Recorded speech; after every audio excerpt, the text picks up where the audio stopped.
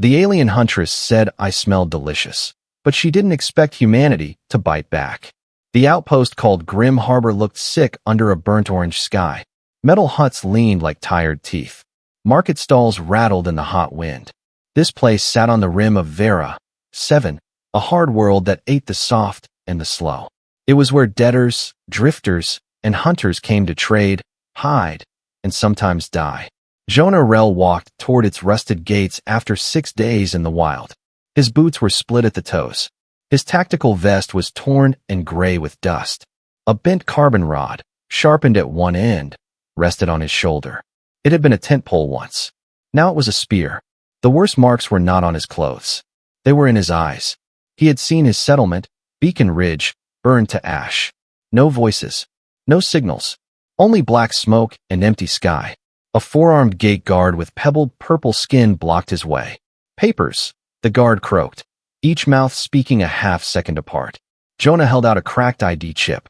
Lost everything else, he said. His throat felt like sand. The human camp? The guard scanned the chip and clicked his tongues.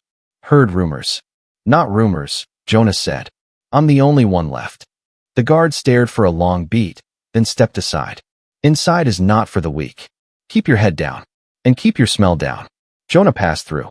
The market blasted him with heat and noise. Traders shouted in a dozen tongues. Bright fruit steamed on griddles.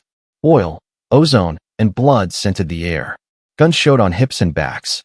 Eyes followed him. A few eyes were curious. Some were cold. A few were hungry. He needed water. Food next. Then information.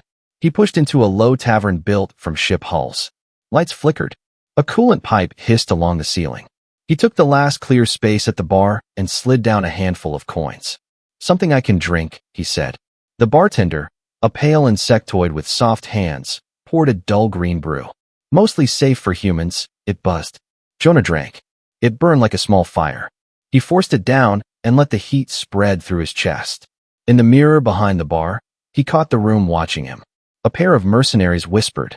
A cloaked trader sniffed the air, puzzled. Someone laughed. Then the room shifted. Not louder. Quieter.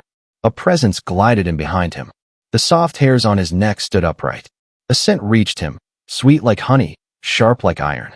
Well now, a smooth voice said at his shoulder. A rare sight. Jonah turned slowly. The woman standing close enough to touch him was not human. Her skin was a polished green, faintly luminous in the dim light. Silver-white hair was braided tight and bound with metal rings. Plates of leather and scrap armor framed a lithe, efficient body. Her eyes were amber with a narrow, hunting focus. He knew the type from briefing files. Virali, a tribal species with fast hands and a faster appetite. Passing through, Jonah said. Not here for trouble.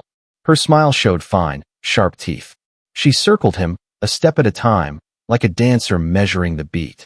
Patrons eased back, creating space around them. Human, she murmured, tasting the word. I have never seen one who was still breathing. Lucky me. A cool fingertip traced the line of his shoulder to his neck. Gooseflesh chased it. You carry fear, smoke, and dust, she whispered. And under that, courage. She leaned close, inhaled, and her eyes warmed. You smell very good. Tender, perhaps. Jonah eased his weight, the spear angled low. I'm not on any menu. Her laughter chimed soft. Bold. I am Kira of the Virali. I hunt many things. Curiosity is my favorite. Jonah Rell, he said. He kept her in view as she drifted. The room held its breath. The floor jumped. Glasses slid and smashed. Screams burst from outside.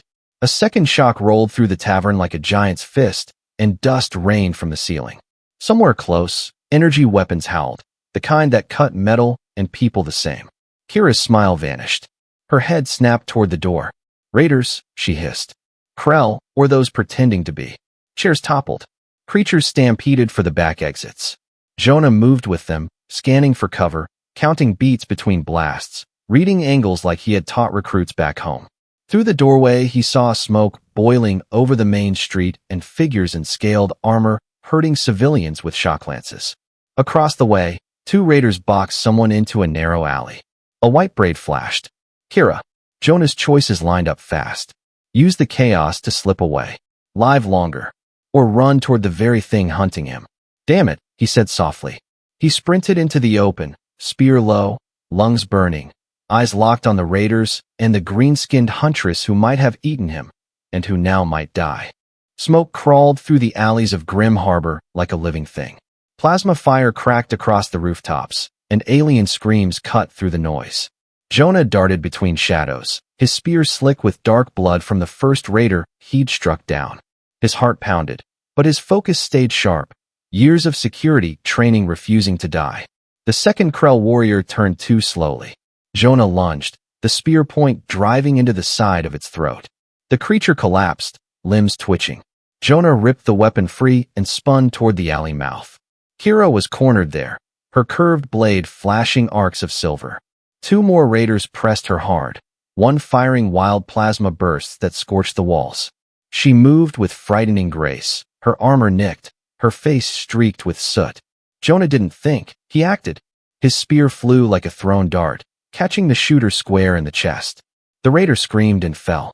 Kira twisted under the other's swing, then drove her blade into its gut with a growl that sounded half fury, half thrill.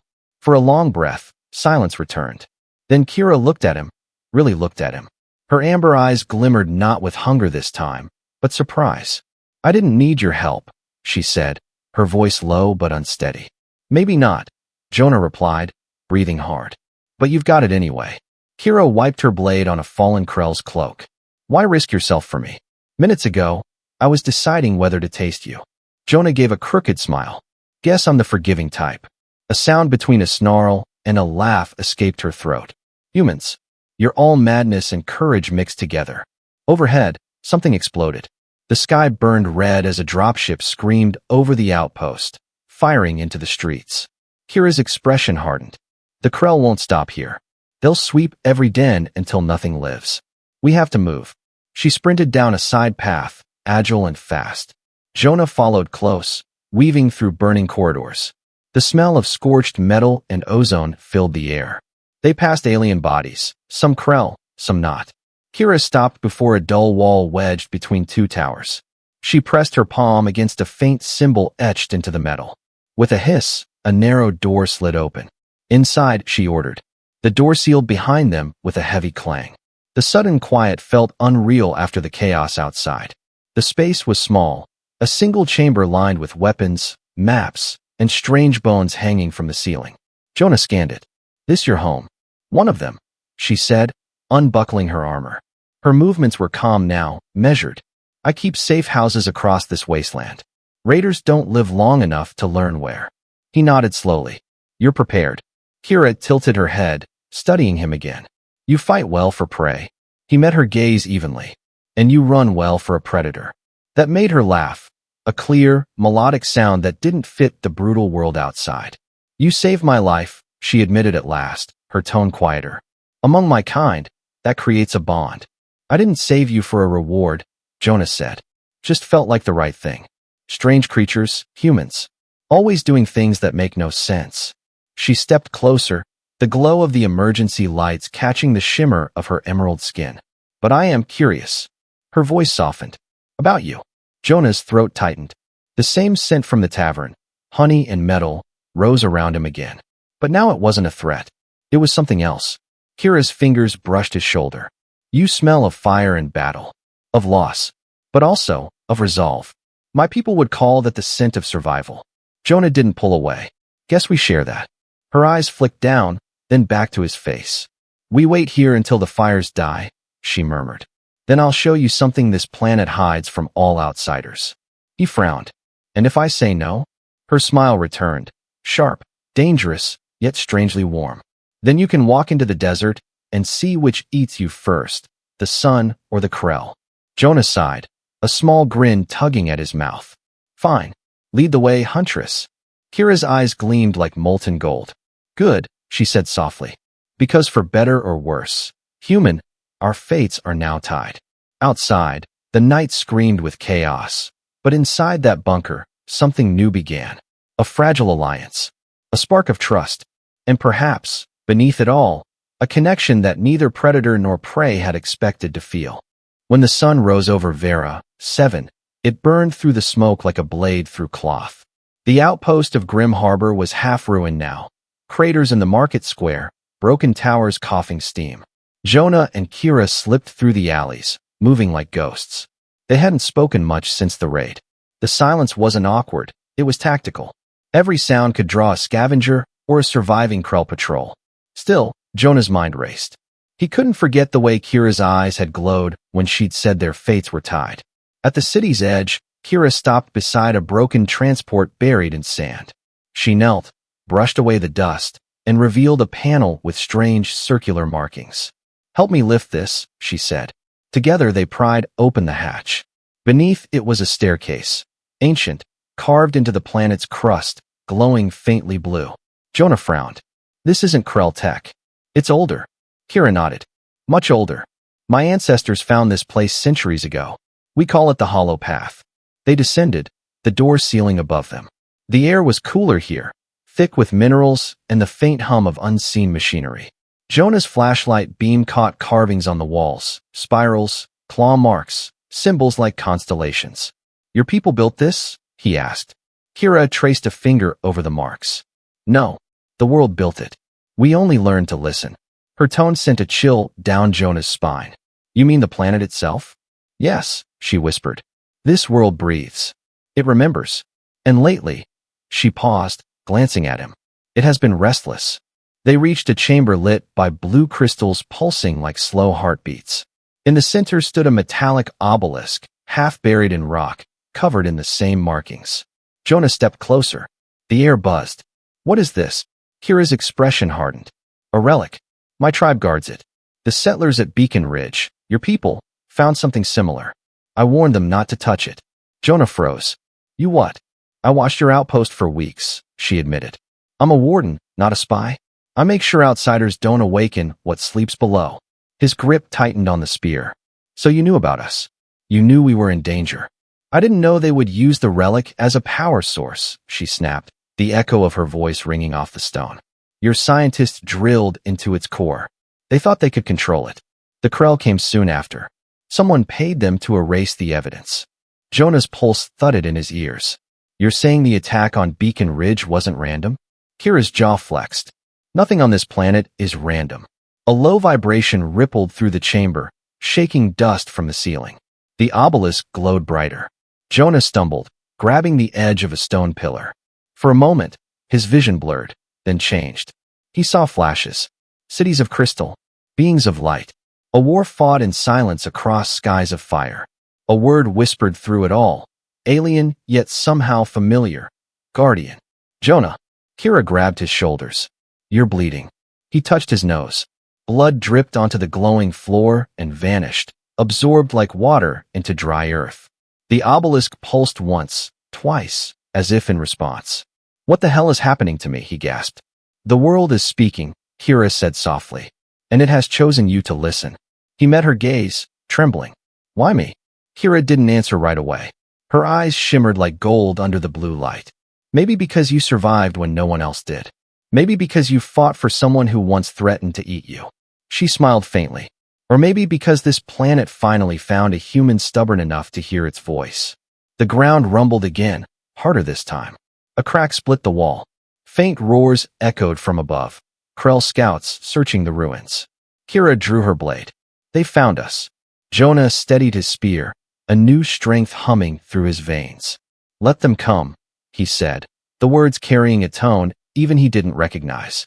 Kira gave him a sharp look, part fear, part admiration. "Careful, human," she warned. "The line between protector and destroyer is thin on Vera 7. Jonah glanced at the pulsing obelisk one last time. "Then I guess we'll find out which side I'm on." They vanished into the tunnels as the planet's heartbeat grew louder. And somewhere deep below, something ancient stirred, awake and listening. The tunnels beneath Vera 7 stretched endlessly, twisting through layers of rock like the veins of some buried giant. Faint blue veins of crystal glowed along the walls, pulsing slowly, as if the planet itself were breathing.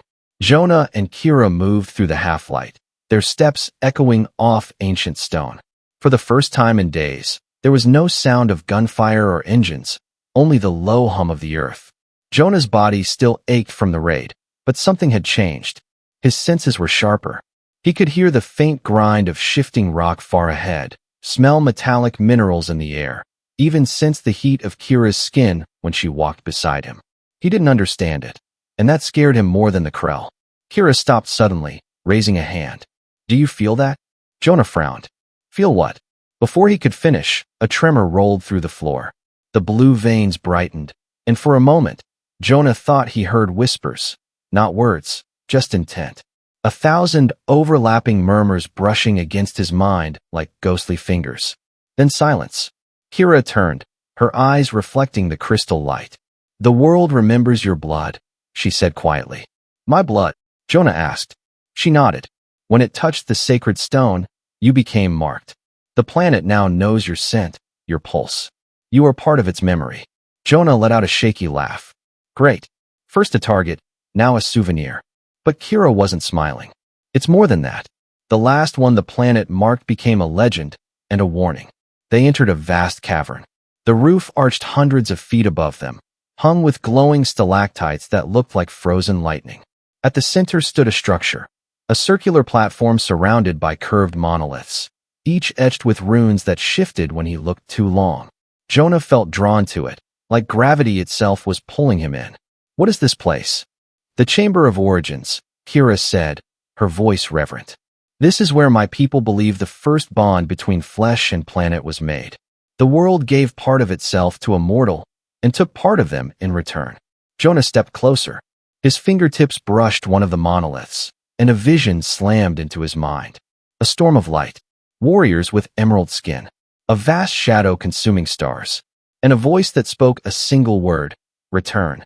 He stumbled back, gasping. The blue light crawled up his arm like veins of lightning, fading only when Kira grabbed his wrist. Jonah, she said sharply. Look at me. He did, and the glow dimmed. Kira exhaled, shaking her head. You're changing faster than I thought. The bond is forming. Bond? Jonah's voice was raw. With what? The ground. With the planet, Kira said. It's choosing you, the same way it once chose the ancients.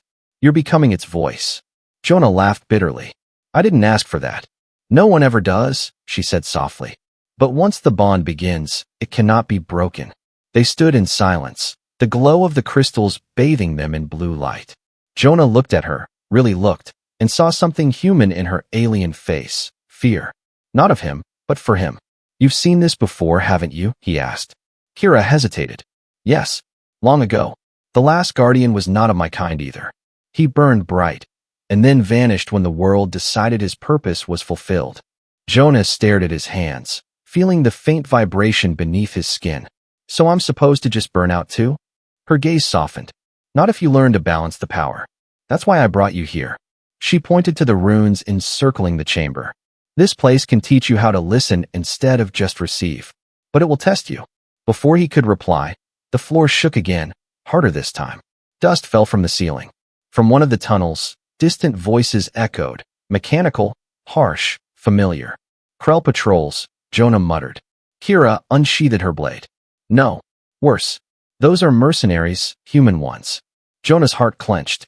Earth soldiers. They wear your flag, Kira said grimly. But they serve someone else. The voices grew closer, footsteps pounding metal. Jonah turned to the monoliths, each one now glowing brighter, reacting to his pulse. Kira grabbed his arm. Jonah, what are you doing? Listening, he said, closing his eyes. The hum of the planet roared in his skull, painful but clear. He could see the invaders, 3 tunnels away, armed, moving fast. He opened his eyes. They're 30 seconds out. Right tunnel. 7 men. Kira stared. You see them? No. I feel them. She grinned, sharp and impressed. Then let's make them regret walking into a living god's lungs. They moved as one. Kira vanished into the shadows, silent as breath. Jonah stood near the monoliths, the crystals pulsing with his heartbeat. When the mercenaries burst in, shouting and firing, the chamber itself responded, walls shifting, stones vibrating. Jonah raised his hand instinctively. The air rippled. The incoming plasma bolts froze mid-flight, hung for a second like trapped fireflies, then exploded backward toward their senders. The cavern lit up. When it cleared, smoke curled around fallen men and sparking weapons. Kira stepped out from behind a pillar, eyes wide. You didn't kill them. Jonah lowered his arm, trembling. No, I didn't have to. She nodded slowly. You're learning. The planet doesn't crave death, it craves balance. He looked at her, sweat beading on his brow. Then let's keep it balanced and alive. Because if humans are involved in this, he paused, staring at the fallen Merc's insignia.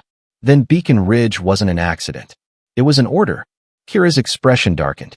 Then whoever gave that order will soon learn what happens when they make enemies of both predator and prey. The ground pulsed beneath their feet. An echo, a promise, a heartbeat. The world was awake now, and it was listening to them. The tunnels led them back to the surface, where dawn broke like fire spilling over broken glass. Grim Harbor lay in ruins, ships gutted, towers cracked, the air thick with the smell of burned ozone. Above, two suns bled light through the dust clouds. And on the horizon, the dark streaks of dropships sliced across the sky. They're not Krell, Jonah said, squinting. The crafts were sleeker, angular, Earth design. Terran military class. Kira's jaw tightened. Your own kind returns, and yet your pulse races like prey. Because those ships don't come for rescue, Jonah muttered. They come to clean up. They hid behind a ridge of molten stone as the first dropship landed near the outpost. A squad of armored soldiers emerged, weapons humming. Their helmets bore the insignia of the Terran Strategic Division, but the way they moved was wrong. Too deliberate. Too quiet. Kira crouched beside him, her gaze sharp. These soldiers are mercenaries in uniform. Whoever leads them knows how to hide behind human colors. Jonah's chest tightened. Then this isn't a raid. It's a cover-up. Kira nodded grimly. They seek the relic you awakened. He felt it then, a vibration in the ground, faint but insistent, like the heartbeat he'd felt below. The planet was aware again. Watching. Waiting. Kira, Jonah whispered. If they find that chamber, they'll kill us both, she finished. And worse, they'll try to silence the world itself. She drew her blade, its metal etched with runes that pulsed faintly blue. We must leave now. The desert will hide us, but only for a while. My tribe's lands lie beyond the Crimson Flats. If we reach them, we can warn the elders. Jonah nodded. Lead the way. They slipped from the ridge, moving across cracked earth and jagged stone. The air shimmered with heat. Every few minutes, they heard the distant thump of engines and saw patrol drones scanning the wasteland. Twice, they had to duck beneath collapsed ruins as searchlights passed overhead. The farther they went, the stranger the planet became. The desert glowed faintly at night, dust sparkling with tiny motes of energy. Once, Jonah's boots sank into sand that rippled like liquid and then solidified again. The world felt alive, restless, aware. Kira glanced at him as they walked. It's calling to you, isn't it? Jonah hesitated. I keep hearing things. Not voices exactly, more like emotions. Fear, anger, pain. That's how the world speaks, Kira said. Through feeling. It doesn't use words, it uses memories. He looked up at the alien sky, thinking of the vision he'd seen underground. And what happens if I can't control it? Kira smiled faintly. Then it will control you. Hours later, they reached the edge of the Crimson Flats, a vast expanse of red stone and shimmering heat. Spires of petrified coral jutted upward like ancient bones. Kira stopped, scanning the horizon. We'll rest when the second sun falls, she said. The flats are deadly after dark. Jonah's breath came heavy, the heat draining him. He dropped his pack beside a cluster of rocks. So tell me, Huntress, what exactly are your people guarding here? Kira's expression darkened. Something older than both our species. A core of the planet's mind, buried deep. Long ago, my ancestors made a pact with it. We protect its heart, and in return, it sustains us. And now that pact's broken? Kira nodded slowly. Your scientists disturbed it. They thought it was an energy source. But it's not. It's life itself. Before Jonah could respond, the ground beneath them shuddered violently. A deep, guttural roar rose from below, followed by a burst of red dust that spiraled into the air. Kira leapt up. Run! A shape erupted from the earth, a colossal creature, like a centipede fused with molten rock.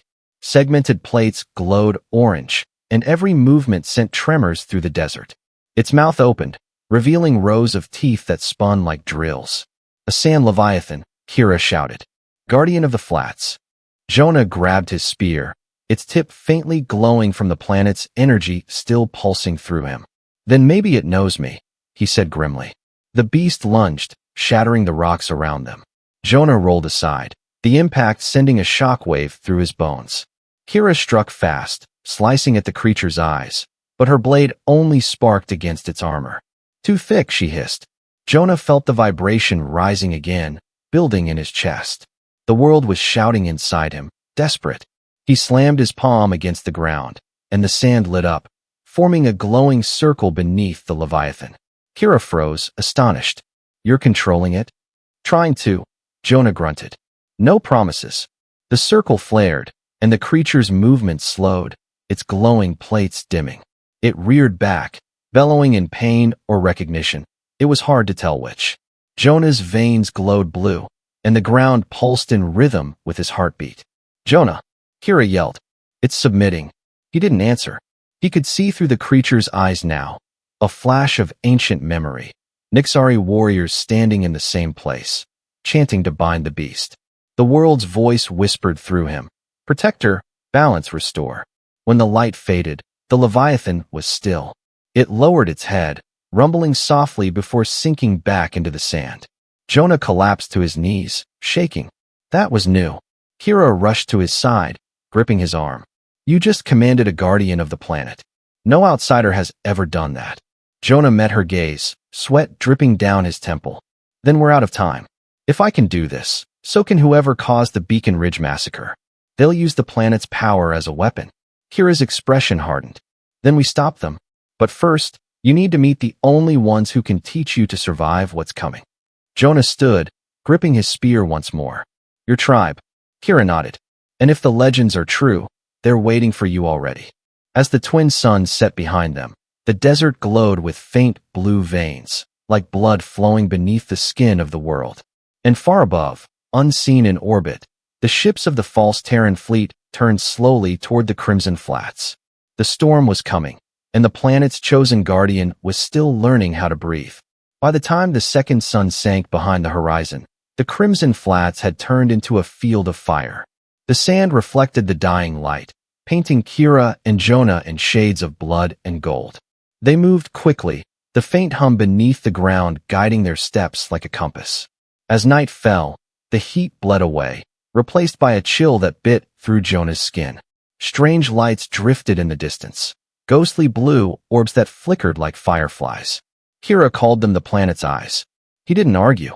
After everything he'd seen, it made sense. They finally reached a canyon where the rocks rose high, forming natural walls that shimmered with ancient carvings.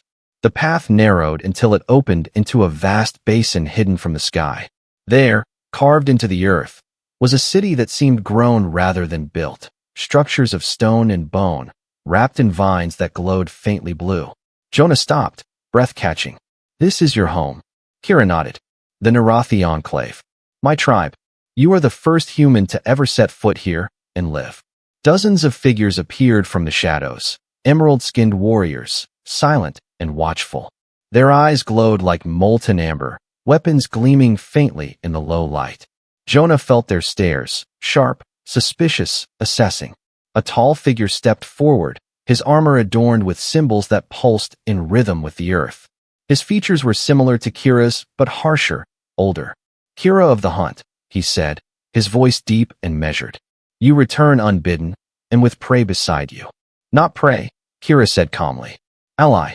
Murmurs rippled through the gathered warriors. The leader's gaze hardened. You dare bring a human into sacred ground? You know our laws. This one carries the world's mark, Kira interrupted. The planet chose him. The words hung in the air like a weapon unsheathed. Every Nixari froze. The leader's eyes widened, then narrowed with disbelief. The mark of the world mind has not appeared in 20 generations. See for yourself, Kira said. Jonah hesitated, then raised his hand. The faint blue glow under his skin pulsed once, twice, then spread, lighting the air around them in a halo of living light. The earth beneath their feet answered, rumbling softly like distant thunder. Gasps echoed. Some warriors fell to one knee. The leader did not move. The prophecy, he murmured. The stranger from beyond the stars who carries the heartbeat of Vera. Kira nodded. He is the one. The leader studied Jonah for a long moment before turning away. Then let the Council of Elders decide if the prophecy is a blessing or a curse. They were escorted through the enclave to a structure carved from a single mountain of stone. The inside glowed with threads of blue energy running through cracks in the walls. At the center sat a circle of ancient Nixari, elders with translucent skin and eyes like crystal fire. One of them spoke, voice brittle with age. You bring the marked one before us, Kira. Do you understand the weight of what you've done? I do, she said. The humans disturbed the core beneath Beacon Ridge. The Krell and false Terran fleets were only tools. Someone wants to control the planet's heart. And she gestured to Jonah, is the only one who can stop it. The eldest female tilted her head. Why him? Jonah stepped forward, meeting their alien gaze. I don't know why. I only know that when your world bled, it called my name. And now I can feel it. Angry, afraid, alive. The elders exchanged glances. One stood and approached him, raising a clawed hand. If the planet truly speaks through you, human, then prove it. The elder pressed a sharp talon against Jonah's chest, and the room exploded in blue light. Visions flooded Jonah's mind. A temple of crystal buried beneath molten seas. Machines digging too deep. Terran ships draining power from the planet's veins. And a single face, human, cold, calculating, watching it all from orbit. Jonah staggered back, panting. Someone from Earth is leading this. A commander named Voss. He's using the Krell and your stolen relics to turn this planet into a weapon. The elder's eyes glowed brighter. Voss, the one who broke the sky. Kira's head snapped up. You know him? The elder nodded slowly. Long ago, a man by that name came seeking the relics. He called them cores. He said they could reshape galaxies. When we refused to help, he sent raiders to burn our outer camps. He vanished, but now he returns. Jonah clenched his fists. Then I'll find him, and I'll stop whatever he's planning. You are not ready, said the elder. The world's power burns through you, but without balance, it will consume you as it did the last guardian. Kira stepped closer. Then teach him. You trained our ancestors. Train him, too. The elder regarded her for a long moment, then nodded. Very well. At dawn, the rite of flame begins. If he survives it, he will be bound to the planet's will. If not, he looked to Jonah. Then the world will claim his bones. That night, as Kira and Jonah rested in a small stone dwelling at the edge of the enclave, the silence between them was heavy. The air carried a faint hum, the pulse of the living world. You don't have to do this, Kira said quietly. I do, Jonah replied. If I don't, Voss wins. And your world dies. Kira looked at him for a long time, her amber eyes softening. Humans are strange, she whispered. You fear death more than any species I know, yet you run straight toward it. Jonah smiled faintly. Maybe that's why the planet picked me. She leaned closer, her voice a breath. Then promise me something, human. What? Don't burn out, she said, resting her forehead against his. The world needs its guardian. And she hesitated. I need you too. Outside, the wind howled through the stone corridors. The planet listened, its pulse echoing through every wall, every rock, every heartbeat. And far above, hidden behind the stars, Commander Voss's ship turned slowly toward the surface, its engines whispering one message across the void. Begin the extraction. The dawn on Vera, 7 was blood-red. 2 suns climbed the horizon, casting long shadows over the Nixari enclave. The entire valley pulsed faintly with blue light, as if the planet itself was breathing in rhythm with Jonah Rell. He stood at the edge of a colossal cavern that opened beneath the settlement. The air shimmered with heat, carrying the scent of ozone and burning stone. Below lay the heart pool, a vast lake of living energy, the true core of the planet's mind. Kira stood beside him, armored in ceremonial plates that gleamed like liquid silver. Her expression was unreadable, caught somewhere between fear and fierce pride. This is the rite of flame, she said quietly. The moment when the world decides whether you belong to it or against it. Jonah nodded, every muscle tense. And if I fail, then your body becomes part of the soil, she answered simply. But your name will still echo through it. He gave a grim smile. Comforting. The elders gathered in a circle behind them, chanting in the old tongue, a deep, melodic vibration that made the air itself quiver. The runes carved into the cavern walls began to glow. Streams of blue-white fire rose from the pool, curling like smoke around Jonah's legs. Kira reached out, her clawed hand resting on his arm. Remember what I told you. Control is not the goal.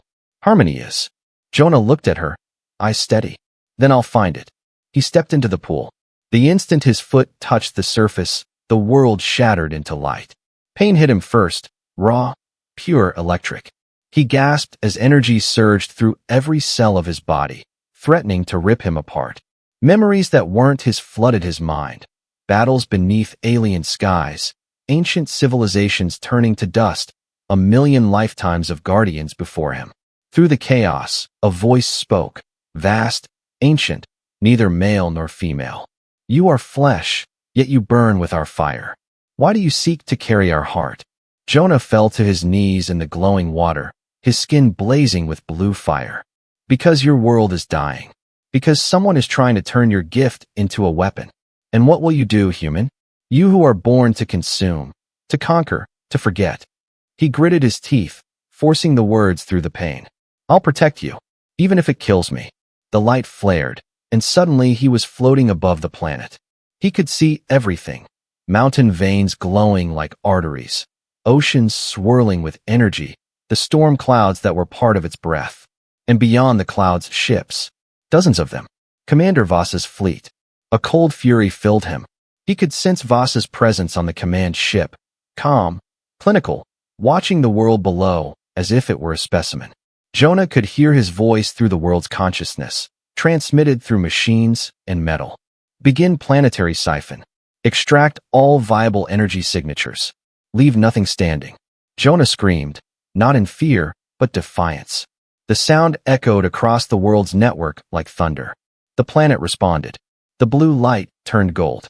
He felt Kira's mind reach for his, her presence anchoring him amid the storm. Jonah, listen to me. Don't fight the world, guide it. He focused, shaping the light rather than resisting it. The energy coiled around him, forming patterns, symbols, armor made of living flame. His eyes burned brighter than the sun's. From orbit, the fleet began to tremble. Systems flickered, metal warped. The siphon beams that had started piercing the ground twisted upward like serpents, slamming back into their own emitters. One by one, the ships erupted in blossoms of blue fire. On the surface, Kira shielded her eyes as shockwaves split the sky. The elders fell to their knees, whispering the word for guardian in awe. When the light finally dimmed, Jonah stood at the center of the pool, alive, glowing, changed. His skin shimmered like crystal, and the blue fire beneath it pulsed softly, calm at last. Kira stepped forward, breath trembling. You survived. Jonah turned to her, his voice resonant, layered with the echo of the world itself. No, we survived. Above, the wreckage of Voss's fleet rained down in silent arcs of fire. The war was over before it had begun. The elders approached, their eyes filled with reverence. The world mind has accepted you, the eldest said. You are now its bridge, its voice. Jonah looked around the glowing cavern, feeling the pulse of life in every stone. Then I'll use that voice to keep both our peoples alive. No more secrets. No more wars. Kira smiled faintly. You speak like a leader. Maybe just a man who's tired of burying the dead. Outside, the winds of Vera, 7 carried their words across the horizon. The planet's glow softened, peaceful once more. Life began to stir in the cracks and ashes. As night fell, Kira stood beside him at the edge of the heart pool. You know, she murmured. When I first met you, I wanted to taste your flesh. Jonah chuckled softly, eyes on the stars. Guess I taste like destiny now. Kira laughed, low, musical, dangerous. Then destiny is delicious. Together, they watched the twin suns fade, their reflections rippling across the living water. Above them, Vera, 7 breathed. A world reborn, guarded by a human who had become something more, and an alien huntress who'd found more than prey. The guardian and the predator. 2 hearts, 1 world. And in the silence that followed, the planet whispered its approval. Balance restored.